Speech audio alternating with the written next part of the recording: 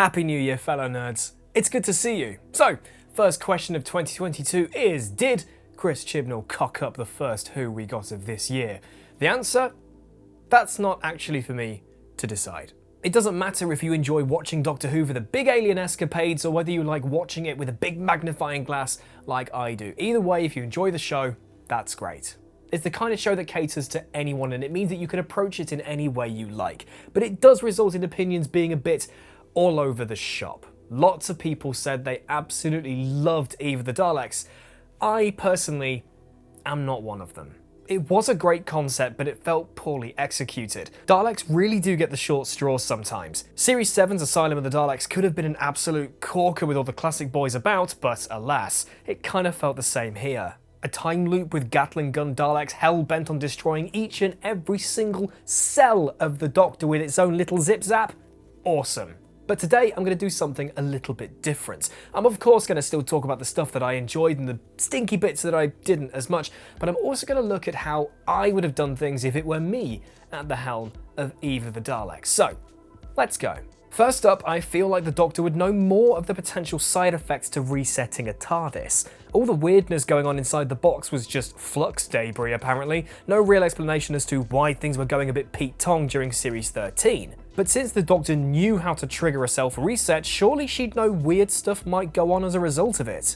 Since the time loop thing boils down to it being the TARDIS in the end, maybe a line about there being some weird side effects going on as a result of doing a TARDIS reset might have made that revelation feel that little bit more concrete rather than just, oh, by the way, it's the TARDIS doing that.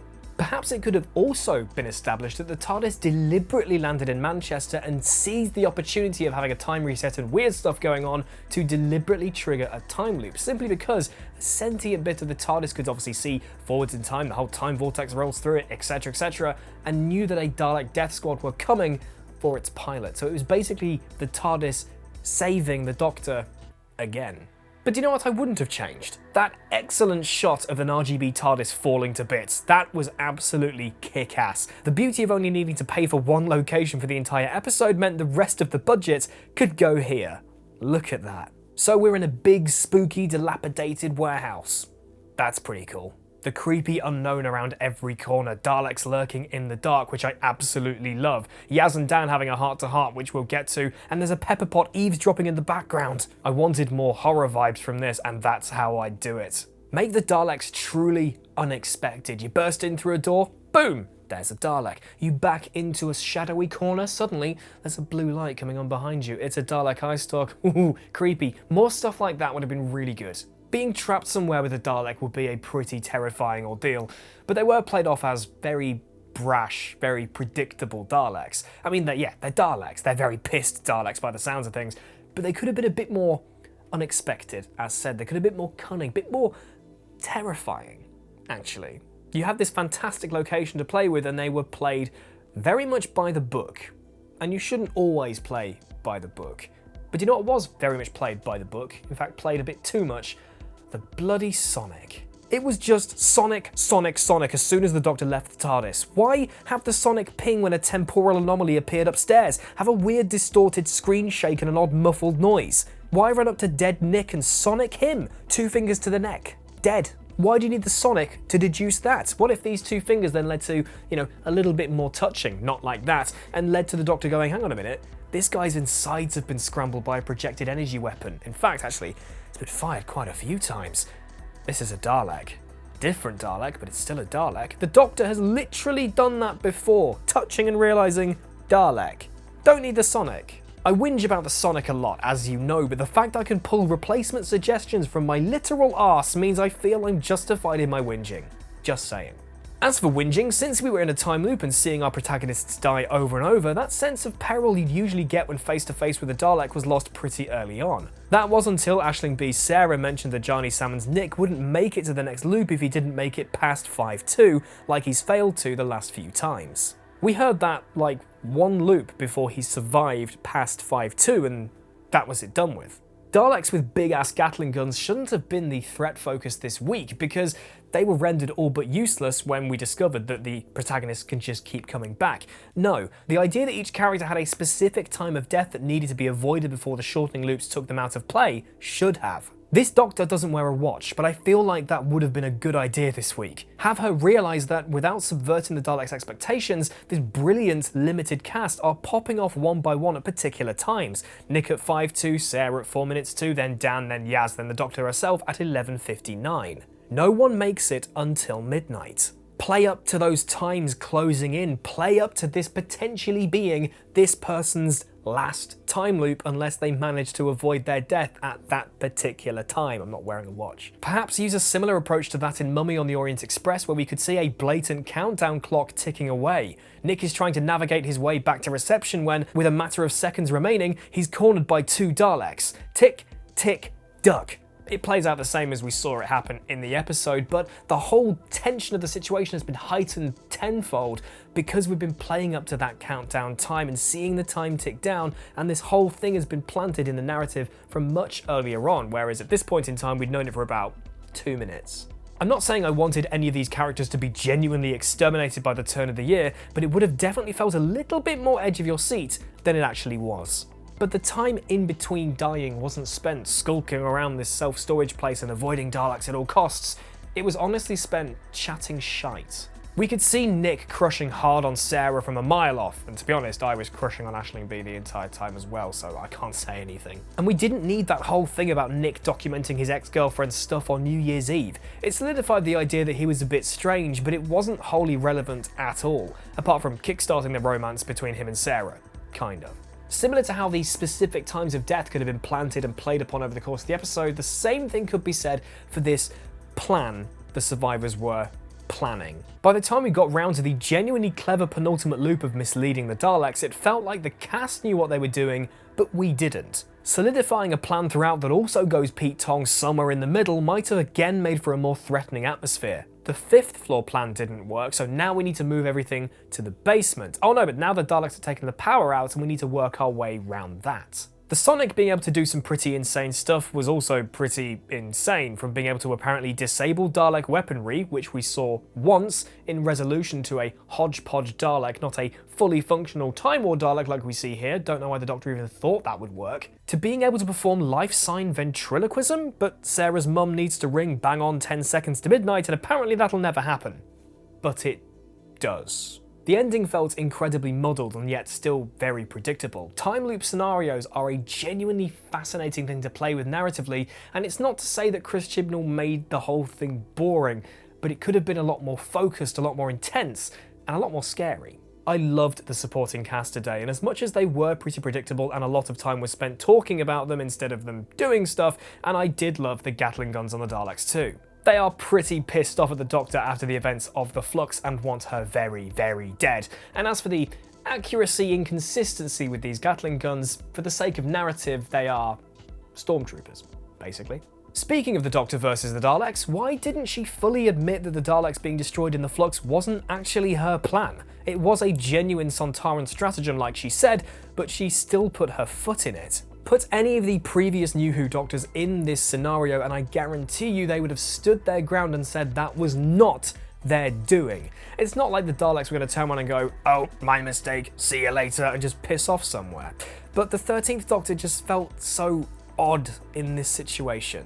It's like she knows exactly what she's doing, but also hasn't the foggiest idea what she's doing. Reliance on the Sonic makes me think she's always questioning her own instincts, and those elongated spiels with her hands and fingers and doing this over and over again just makes me feel like she's saying lots of important words to give her companions that little bit of hope, when in reality, she's not entirely sure what she's doing. Perhaps this is something to dig into come the era review of Chibnall Who, but she just didn't feel herself today. Or she was more of herself today. With 2 specials to go, I don't feel like we really know who the 13th Doctor is. Still, I don't think Jodie knows who the 13th Doctor is. I don't think Chibnall knows who the 13th Doctor really is. But do you know who does want to know who the 13th Doctor really is? Yaz. Dan is playing the blissfully aware and also unfortunately quite loud father figure here, because we forget that he and Yaz have literally spent years together by this point. It doesn't so much feel like it since Dan's been in a whole 7 episodes of the show so far, but he's seen how Yaz looks at 13. After that quiet staring contest moment in The Vanquishers, we know the relationship and feelings between these two was going to bubble to the surface soon, and as much as it didn't feel like the right place nor the right time, here they are. Yaz is now canonically, officially, truthfully in love with the Doctor, and it feels like those feelings are potentially mutual. They're going to have to talk about it at some point, but the two are very much stalling. Yaz said she's never told anyone, not even herself. While there has been some absolutely dog shit dialogue in this episode, that line was not one of them. It's pretty powerful stuff to see Yaz have that inner turmoil to actually come out and say it. But the thing is, it's not just her coming out and saying it, it's literally her coming out.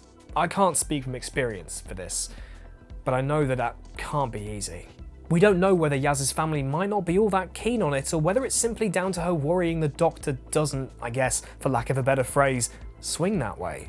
But I don't think that's why the Doctor is hiding those feelings. This isn't some cutesy coy crush. This is a big realisation for Yaz, and potentially even one for the Doctor too. Obviously her perception of gender is massively different to that of humanity's. The Doctor and Bill chatting gender on the roof of the university in Series 10 puts that across pretty well, but I think there's more to it. I've seen a lot of people on socials getting a bit irked at the idea of another Doctor-companion relationship and how it's not necessarily a good thing.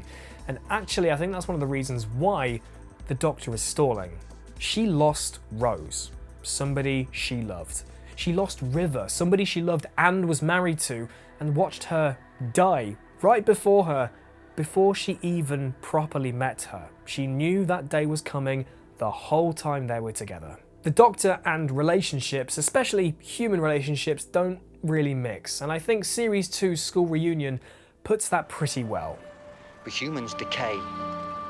You wither and you die. Imagine watching that happen to someone that You can spend the rest of your life with me, but I can't spend the rest of mine with you. I have to live on. Alone. That's surely what's going on through her mind. I'm sure she'd love to give Yaz a big old snog by year's end, and I'm sure she will, but that's all it may have to be. And unfortunately, based on the Doctor's prior romantic engagements, I don't see Yaz leaving the TARDIS scot-free. Not if the Doctor reciprocates and something does happen between them. If not, she might just leave the TARDIS completely heartbroken. A bit more justifiably so than, say, Martha leaving after Series 3. And to those on socials saying this is simply an intrusive BBC box-ticking exercise, shut the fuck up, please. So, as said, this is an episode that you would have more than likely just enjoyed if you sat and watched an alien romp with angry dustbins and not analysed it. But that's not what I did, and that's not why I'm here. So for me, it is a 5.5 out of 10. Not excruciating to watch, though there were some dialogue and sonic moments where I just sat and groaned, but then there were also great moments when I just sat and smiled. Gotta take the rough with the smooth, it is a Chibnall script at the end of the day. As for you guys, I asked on the old community tab for your marks out of 10, and it looks like at the time of recording it's landing between a 6 and an 8. I've put myself in the void between two choices because I like being difficult, apparently. Once again, a great concept with some genuine twinkles of brilliance, which if used correctly, that could have been an absolutely smashing episode. Though I think Chibnall needs a dialogue writer. That's been said a lot before, not only by me, but by lots of people. And this week just very much proved that's the case. But what did you think? Did 2022 begin with a bang, or are you counting down the days till R2D comes back into the hot seat? Let me know your marks out of 10 and your thoughts in the comment section below. Be honest, but be civil. You guys are great for not being assholes to each other in the comment section on these videos. And if you are someone who's an asshole to someone about Doctor Who stuff, why not make a New Year's resolution and not be an asshole? It's not hard. Speaking of New Year's resolutions, and apart from going to the gym more consistently because I feel gross about myself, hooray self-confidence, I'm going to try and make my streaming a little bit more consistent in 2022. The latter half of 2021 was a little bit spotty with the old streams due to various things. Not bad things, just things. But this year I'm going to really make the effort to make it a lot more consistent. Tuesdays and Thursday nights at 8 PM GMT or BST when the clocks change in the summer, over on twitch.tv/RichIsLive. Come watch me play games and chat a load of shit with some really lovely people. It'd mean a lot. Plus, Escaping Castebras will be back very soon with Martha's Dalek two-parter, Daleks in Manhattan and Evolution of the Daleks. That is coming soon, along with a bunch of content in between now and The Legend of the Sea Devils coming at some point in the spring, I think they said. So please do subscribe to the channel if you haven't already. I'm ever closer to that 10k mark, which is absolutely mad, and I smell a Q&A coming on. An anything Q&A, not just Doctor Who, and anything Q&A. So if you want to see that and contribute some questions, hit that subscribe button. Otherwise, thank you so much for watching, and once again, a happy new year to you all. Take care of yourselves, and I'll see you soon.